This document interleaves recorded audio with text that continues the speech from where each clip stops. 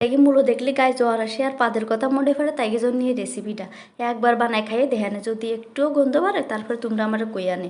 পেঁয়াজ আর জাল কাইটে নিয়ে বাইজে নিছি, নিয়ে 1 চা চামচ জিরে দিয়ে দিলাম, দিয়ে ভালো করে বাইজে নিতে হবে। বাইজে নিয়ে হয়ে গেলে তারপরে এর মধ্যে দিয়ে দেবো 1 চা চামচ লবণ।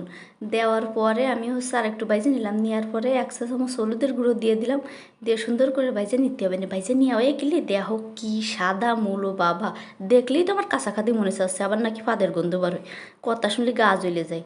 তো এটা আমি এখন ভালো করে বাইজে নেবো। বাইজে নেওয়া হয়ে গেলে গার পানিটা যে সময় একটু মরে মরে যাবে সেই সময় আমি আর একটু সয়াবিন তেল দিয়ে দেবো। সয়াবিন তেল দিয়ে ভালো করে বাইজে নিতে হবে একেবারে কড়কড়া। না কড়কড়া করে ভাজলে কিন্তু ভালো লাগবে না, মানে একটু নরম নরম থাকবে সেরকম করে ভাজতে হবে। ভাজা হয়ে গেলে এর মধ্যে 2টো ডিম ভেঙে দিয়ে দিলাম। এই ডিমই তো স্বাদটা বাড়াবে না, একটু গন্ধ বাড়ো না। তোমরা একদিন বাইজে খাইয়ে দেখে আনে, যদি গন্ধ বাড়ায় তাহলে তোমাকে আমি টাকা ফেরত দিয়ে দিবা, যা যা খরচ যাইছে আমার কই আনে কমেন্টে।